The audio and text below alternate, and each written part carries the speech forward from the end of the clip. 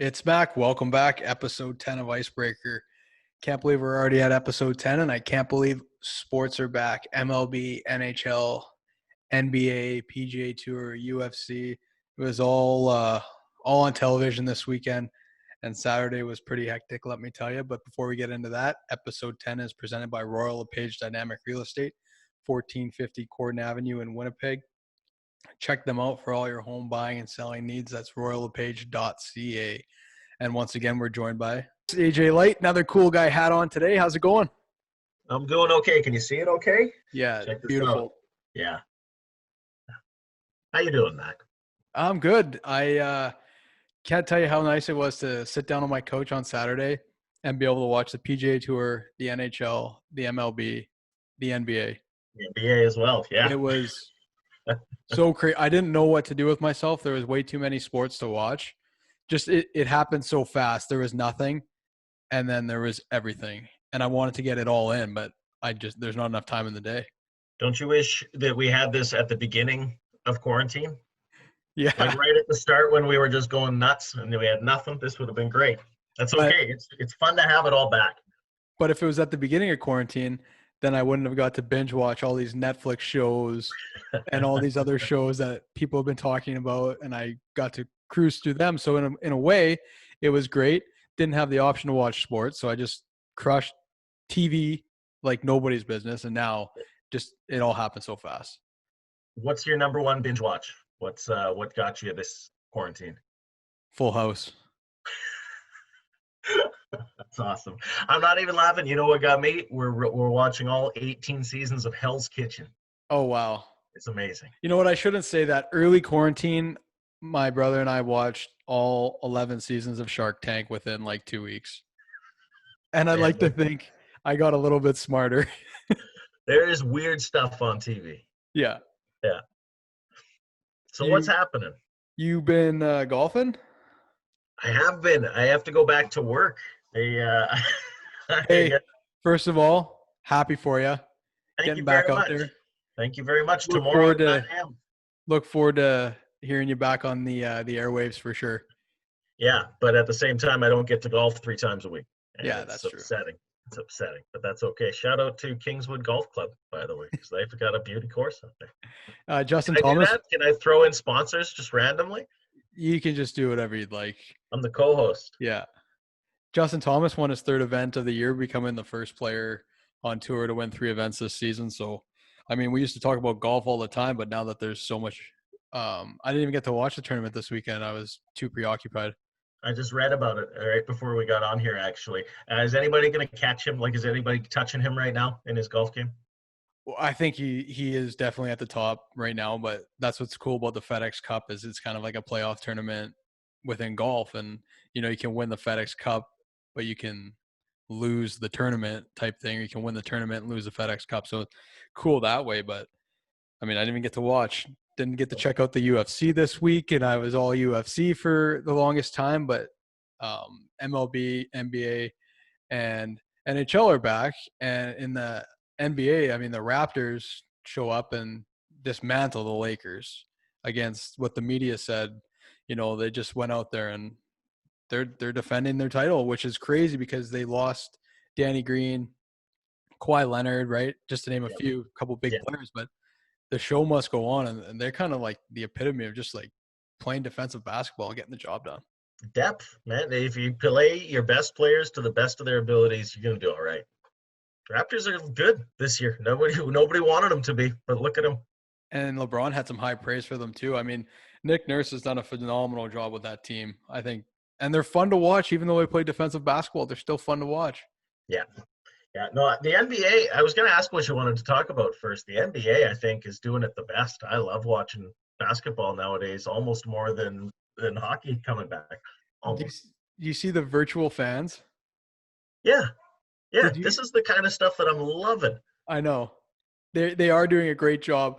I was watching the New Orleans game with Zion Williamson, and they were getting blown out.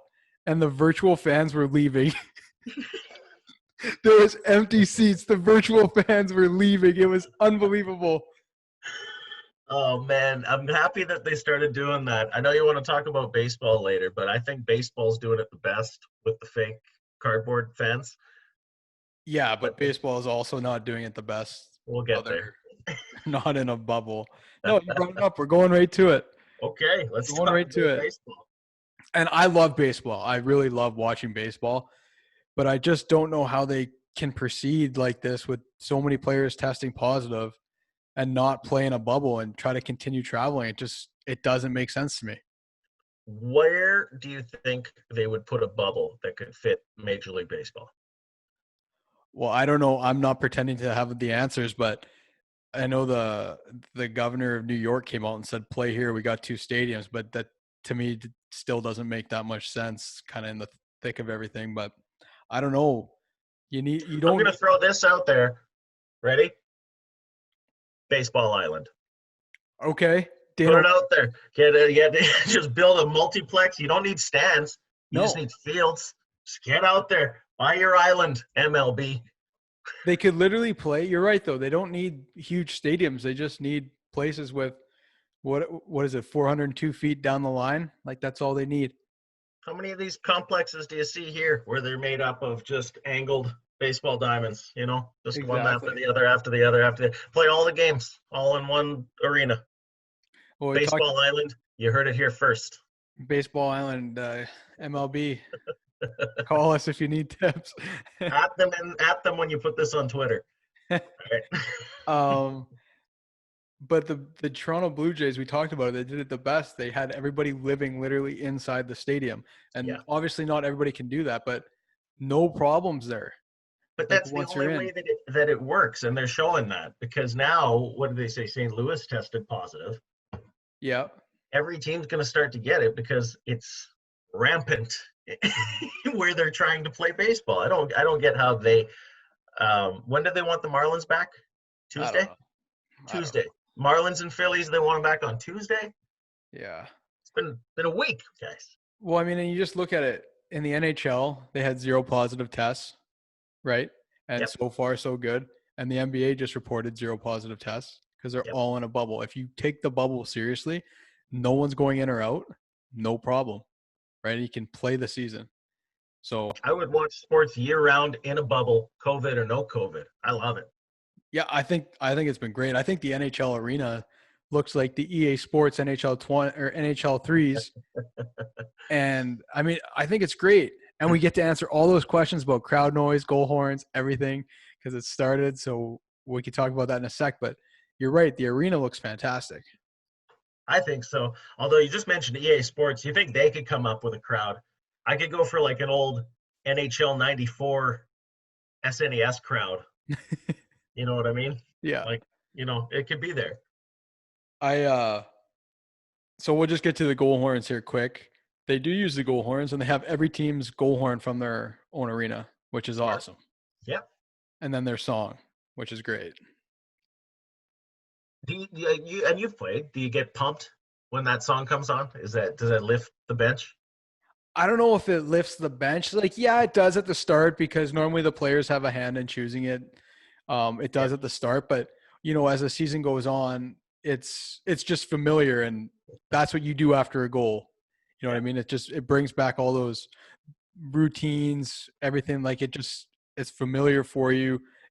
You're not at home, kind of make you feel like you're at home a little bit. Yep. So I don't know if it pumps you up per se, but it does. It helps with the rhythm of the game. 100% agree. Also crowd noise. They've been experimenting a little bit with the crowd noise, more so in the exhibition games. Mhm. They're turning it up and down, but I don't mind it. I don't mind it. I could go either way on it, though. I mean, you know, like when basketball started and it just kind of, you just had the bounce of the ball. Are they worried? Do you think that the players are saying too much on the ice? Well, they're on a 10-second delay for sure, just to take care of that.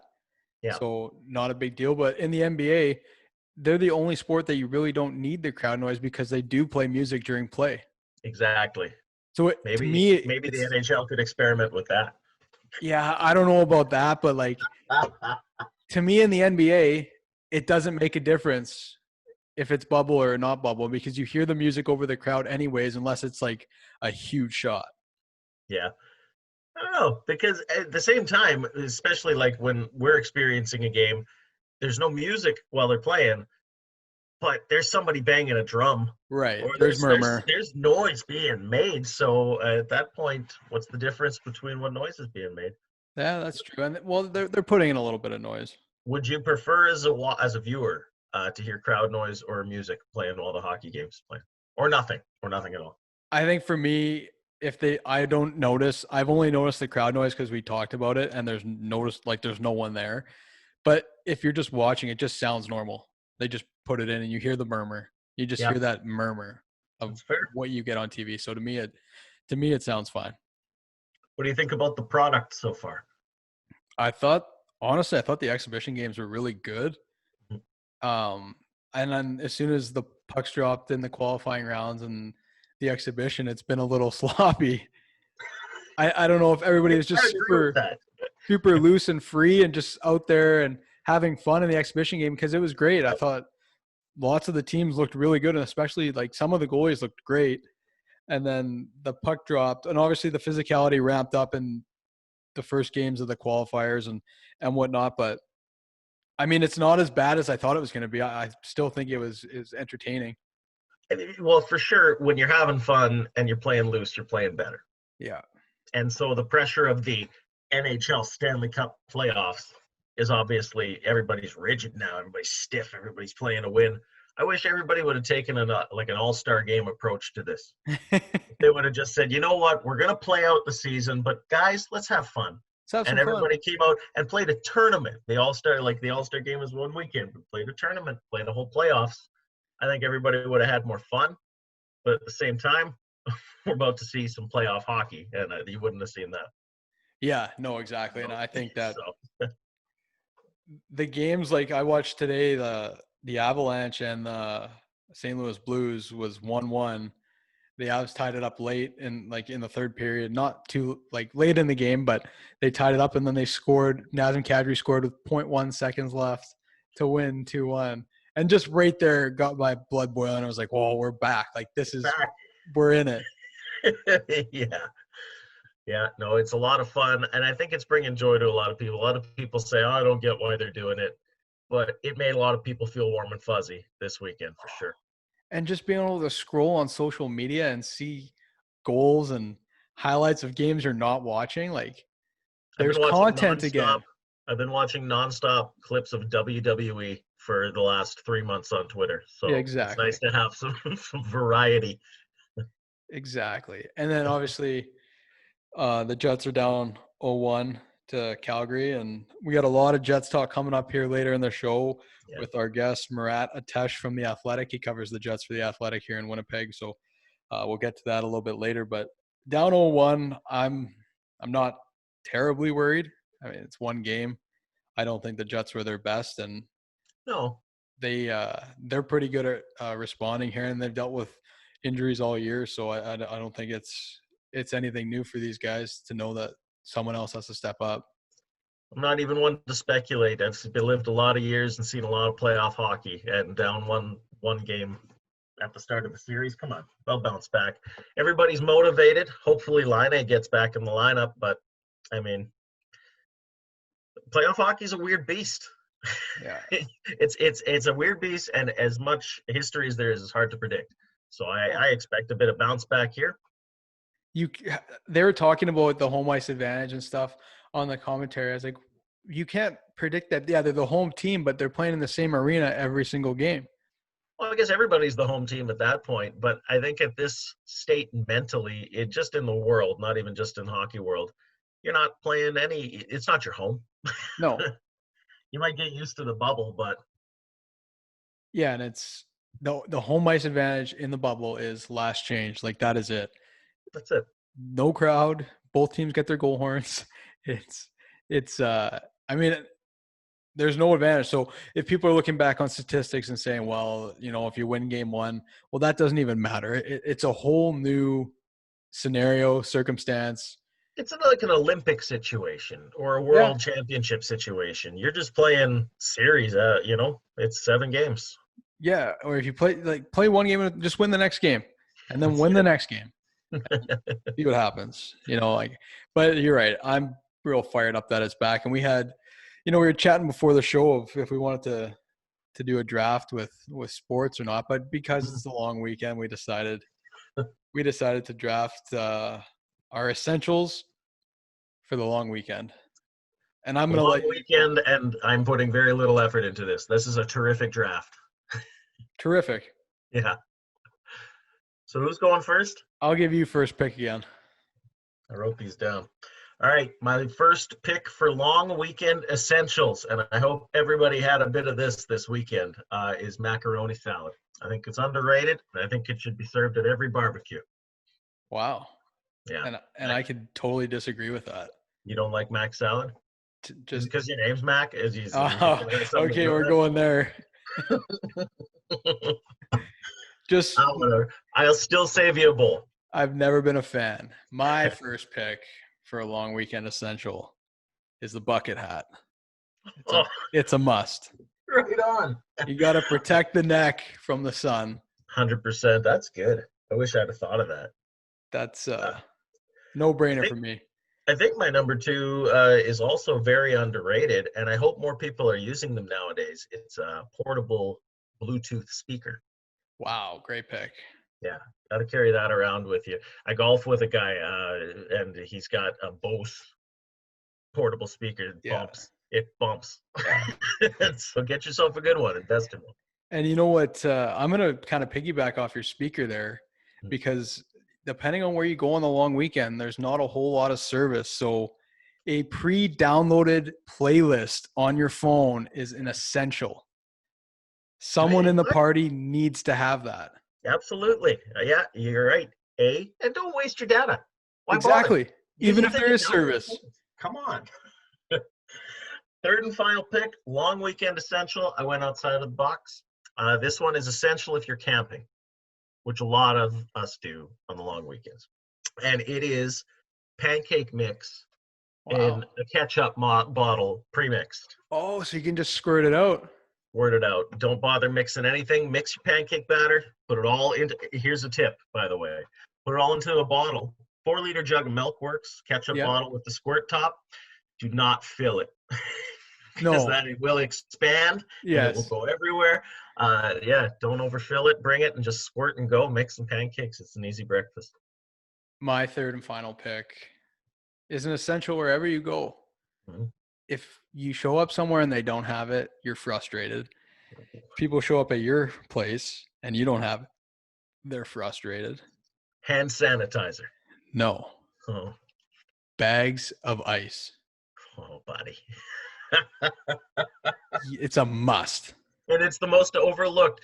And so much that they made an episode of Friends where they had a party and everybody had something to bring. And what did Phoebe bring? The ice. She had to bring the ice, and she brought the ice. She brought the ice. It's overlooked. You're right, and it's good for everything, cooling stuff and drinking stuff. I don't need to over-explain the ice bag. It's a great pick. It's the most versatile thing out there. You don't have any water left? Put it in a cup. Let the sun hit it. Voila, water. It's fantastic. Anyways, I like that draft. I thought that was a great draft. That's terrific. So there's a good chance in the future these will not be sports related. We're just we had silly things. We had a little too much fun with that one. And on behalf of AJ and myself, we'd like to wish everybody in Manitoba a happy Terry Fox Day tomorrow. And, everybody from listening around the world, if you have a holiday tomorrow, enjoy it. Holiday Monday is always great in August. And for today's guest, we have the Athletic Winnipeg reporter, Murat Ates, who covers the Winnipeg Jets. And, of course, a timely guest as the Jets kicked off on the weekend against Calgary and find themselves down 1-0. But, I wouldn't read too much into that as, game one can go either way. And it's all about how you respond. So looking forward to that. And without further ado, please be joined by Murat Ates from The Athletic, who covers the Jets. Murat, how's it going? Oh, good morning. How are you, Mack? I'm doing good. Stayed up a little later last night than usual to watch the Jets. I gotta say, I missed hockey in a big way so much that writing until 3 a.m. didn't even bug me at all last night. I was ready for it. Yeah, I guess you could plan for it. You had a few weeks to know that it was going to be a 9:30 start and ready to go. But like you said, like just these past couple of days, being able to turn on the TV and watch hockey has been amazing. I want to call it normal. It doesn't feel normal. It feels strange, but in a good way. It's a crazy tournament. The structure is wild. So many games every day. Saturday is going to be nuts. Winnipeg, Calgary is the closer to what's going to be a wild one. Like this is kid in a candy shop stuff, I think. It's March Madness, but the Stanley Cup playoffs. Like you turn on the TV at noon and you got hockey. Guess we'll jump right into it here. Jets versus Flames. What do you think? I think it's tempting to say that Winnipeg's forwards are better and Calgary's defense is better and goaltending will be the difference. And I'm close to that. I don't think it's as simple as that, but I do think that first and foremost, Connor Hellebuyck is the most impactful player in this series. You already saw it in the exhibition game. You saw it all season long. He's the Vezina frontrunner for a reason. Nobody stopped more shots. Nobody stopped more shot quality. Hellebuyck is dialed in, and I don't think that David Riddick or Cam Talbot can be the answer unless they catch fire in just a unique way that they haven't really done for consistent stretches this season. Other than that, I like the way that Winnipeg's forwards are starting to match up against, especially a team like Calgary who depends so much on their top six. You have Gaudreau on one line, Tkachuk on another, and they're going to be a handful. And I know my colleague Scott Cruikshank out in Calgary says, watch out for Sam Bennett on line 3, so I got to include that. You really do. I really think that Winnipeg's bottom six is so tight and so strong right now that the forward matchup should be there. And then what you're looking for is more defense from the Jets to sort of activate, as they were kind of starting to do against Vancouver. There was some offense there. And I think if 5-on-5, you're going to see things run pretty close. And then to go back to the beginning, it's got to be Connor Hellebuyck. So I've got the Jets in 4 or 5 for this series. And like you said, in the exhibition game, it looked like Kelly's been playing hockey the whole break and nobody else was. Early on, right? I mean, Neil Pionk, he had a great season, but his first shift of the exhibition game was a little bit rough. There was a breakout pass. Winnipeg had time. They were looking to set up the breakout. It looked like they were going for a stretch. There was a giveaway there. Then Elias Pettersson made just a brilliant play in terms of picking off a Pionk reverse along the board, same shift. Both of those led to quality chances. Connor Hellebuyck was tested early. He answered, he passed, and Winnipeg was was able to get out of the first period with that 1-0 lead. I think it's, such a great sign. Connor Hellebuyck, Winnipeg may need to depend on him, and honestly, if they go deep at all, I think Connor Hellebuyck will be a huge reason. So any signs of rust, didn't find him. It looked great last night. Yeah, no, exactly. Can we read too much into the game last night, or is it just a one-off? Too much into the score or necessarily even a lot of the scoring plays, but I think I see some clues about how Winnipeg's going to want to play against Calgary. Early on in the season, especially when the Jets defense was hurt, was ailing, a lot of guys who were in the lineup had bruises. There were a lot of guys out of the lineup. The Dustin Byfuglien question hung over the Jets as well. You saw Winnipeg and Paul Maurice focus on protecting the Jets' own blue line, and that often meant a little bit less aggression on the forecheck, a little bit less aggression in terms of a defenseman pinching with back pressure. And Dmitry Kulikov's pinch with Adam Lowry's back pressure against Vancouver, that's classic Jets. That's 2018-19 Jets and even before that. And you didn't see it quite as aggressively throughout the season because of personnel issues. And Paul Maurice has conceded the personnel issues drove a little bit of that passiveness, we'll say. And I think that against Vancouver, you saw some signs that, okay, Winnipeg's going to jump up into the play with its defensemen. And it didn't always go perfectly smoothly, let's be clear, but it was a decided shift. I think Paul Maurice, I asked the question after the game. He said that he liked it in the second period quite a lot. First period wasn't so strong. Winnipeg's going to be pushing the play a little bit more aggressively. So that's a clue. And I sincerely think that that's the more aggressive Winnipeg can get and the tighter of a 5-man unit it can play, where defensemen are pinching, forwards are covering, or forwards are always doing their back pressure religiously, I think that's the best version of the Winnipeg Jets, and it was a step in the right direction to see that speed. So I like that, and I think it's going to be right there against Calgary as well.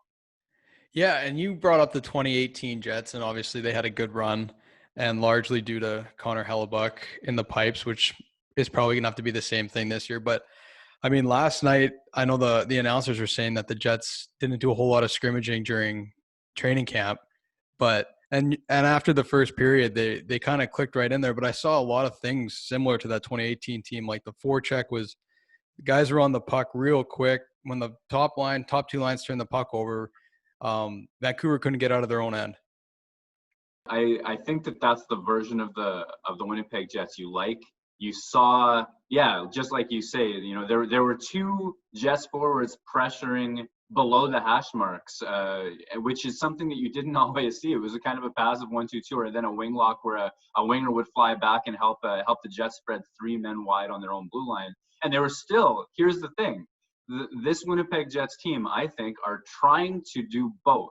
The up ice pressure, just like you're saying, where there is some aggression in the offensive zone, and then when there's a turnover, going back just as hard as they did all season as well. So ideally that means they generate more turnovers, they hem teams in their own zone, just like on the Kulikov goal would be a really good example.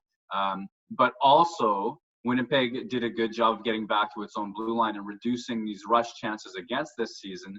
If Winnipeg can do both of those, that's a great look. I'm not sure that without just some of the high-powered offensive talent on the blue line, like a Bufflin or a Trouba or a Myers, et cetera, that they'll quite get up to that level. But as a system for these Jets, it looks great, and I think it's the best version that you can see. So yeah, I'm kind of excited. I will concede, the one thing I want to say about that, there were moments where it looked a little bit difficult. So before Pullman's goal, there was a shift where he got caught up and there was a 2-on-1 the other way. There was a situation where Vancouver lobbed over Dylan DeMello's head at one point, created a 2-on-1. So that sort of clean rush chance against record that Winnipeg was able to keep during most of the season. Well, I think the pace of getting the legs under them for a proper competitive game for the first time in months, it led to a couple of errors, and you'd understand it, you'd forgive it.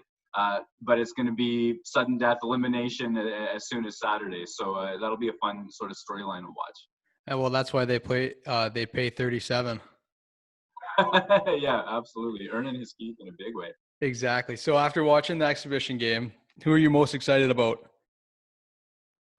I liked seeing Nick Ehlers score. We were talking just before we recorded, you pointed out the Cody Eakin touch pass to Patrick Laine. It was a stretch pass from Josh Morrissey. It was a nice play by design. Laine shoots off the pad on purpose. Ehlers is there right in the slot to clean things up. And I know it's just for pride. I know that it was just an exhibition game, but he's a good, impactful player who Winnipeg will depend on. Over the last 3 years, nobody has scored more goals per minute at 5-on-5 on the Winnipeg Jets than Nick Ehlers has. And that counts Scheifele, Connor Laine. It counts the big guns. But we all know that until he scores in the playoffs, there will be questions. And I see an energized Nick Ehlers. I see a guy that's been playing competitively along the walls even for most of the season. There have been stretches where he has just excelled. And to have that look on the second line, which is a little bit of an unknown, it's still a relatively new combination of players. That is something I'm excited to see. And I hope for his sake that he continues that momentum right into when the games count. And then without so many words, I'll also add Jack Roslovic looked like he was fine last night as well.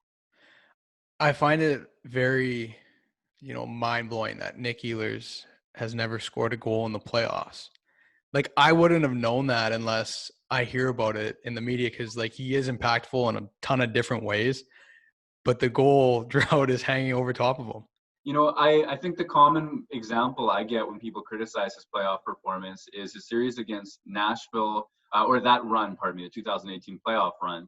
And you can watch it and you can see moments where, okay, the physicality is a little bit much, but you also see Paul Stastny turned the tide in a lot of ways against the Nashville Predators. That was a massive series for him, and I know Mark Scheifele was on fire as well. You can't forget about his contributions. Yeah. Winnipeg got a lot of offense out of that Stastny line and Ehlers line, and even when it was a secondary assist or no point on the play, you could often rewind a Jets goal by about 15, 20 seconds, and you'd watch Nick Ehlers fly through the neutral zone and generate the possession and the offensive zone time that led to the goal. So no, he wasn't sniping. No, he wasn't running people over. But that contribution that he makes was still there in a way. And I think he was a better player last year, and he's an even better player this year. I'd call this almost a breakout season for him in a lot of ways.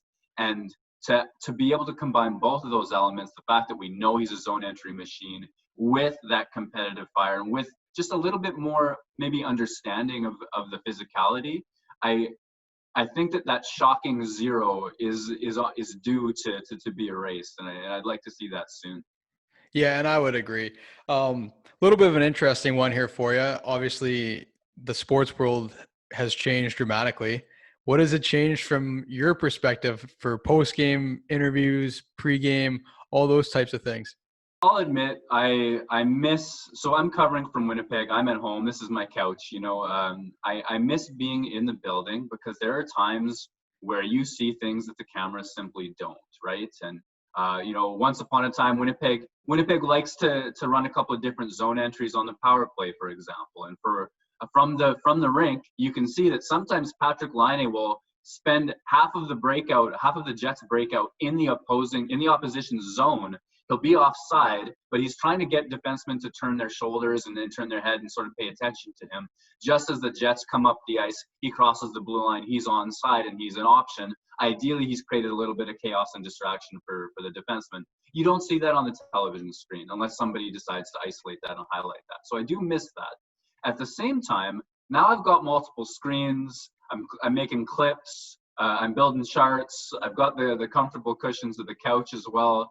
And there's just an ability, rewind, replay things. I can watch something as often as I want to. So there's a real ability to drill down and zoom into certain moments. So, what's on the screen, I do feel like I get a better understanding.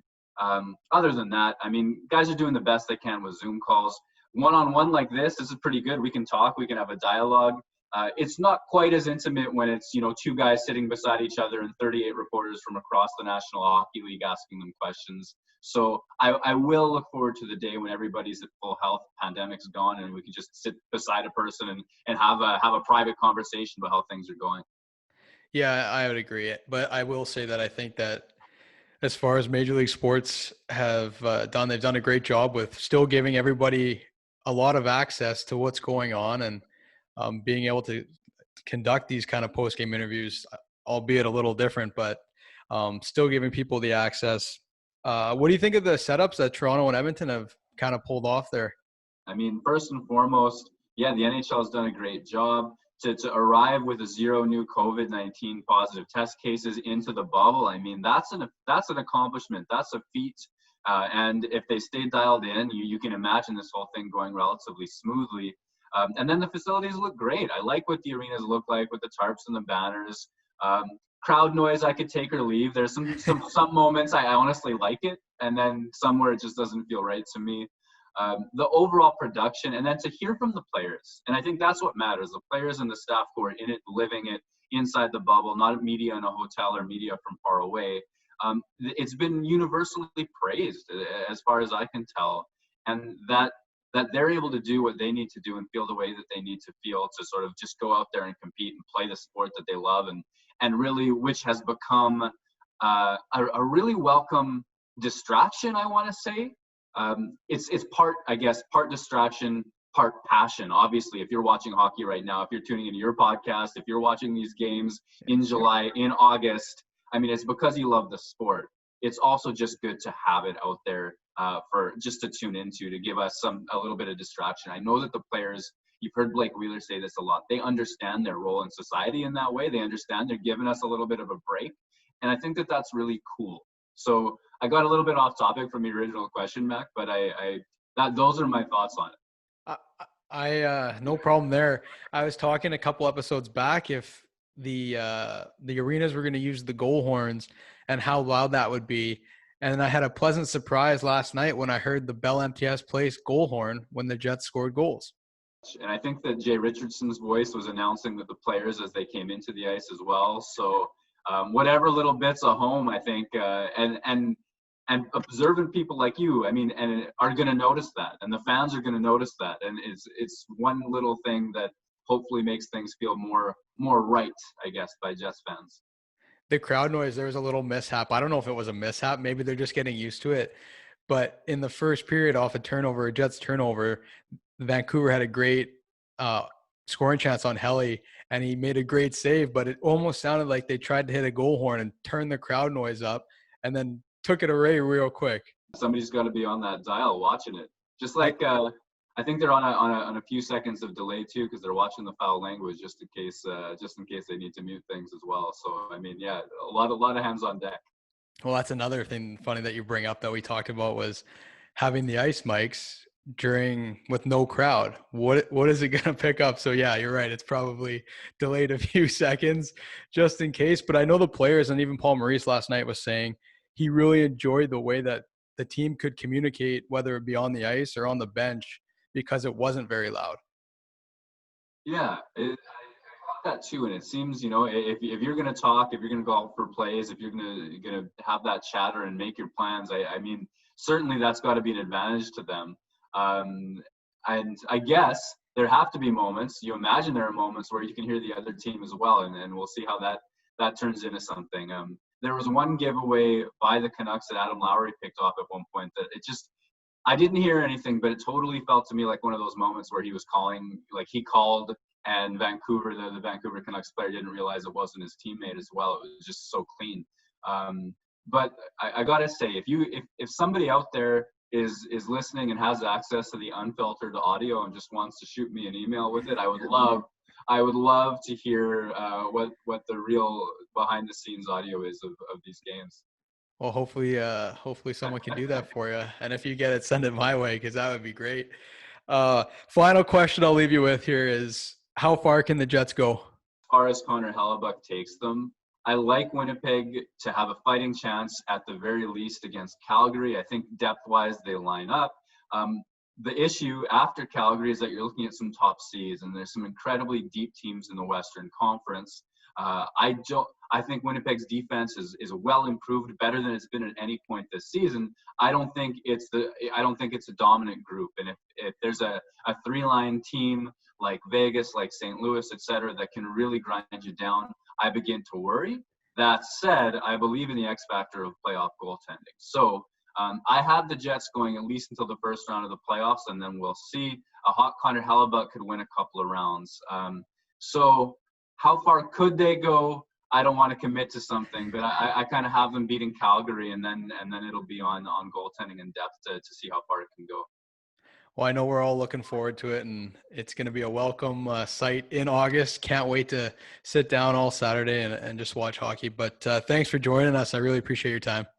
Well, thanks again for listening, everybody, and make sure to follow us on social media at Icebreaker Show with 2 W's on Twitter, Facebook, and Instagram. That's at Icebreaker Show. And if you're looking for a video option for the podcast, check us out on YouTube under the same name, Icebreaker Show. We're always curious to see what you think. So continue sending us in your tweets, your Facebook messages, comments, however you see fit. Love reading them and love posting them. We had a viewer send in where he was watching hockey from this weekend on his dock, so that was great. So love to know where you're watching all the sports from. If it's a cool setup, send us your pictures, and we look forward to talking to you guys again next week. Have a great week.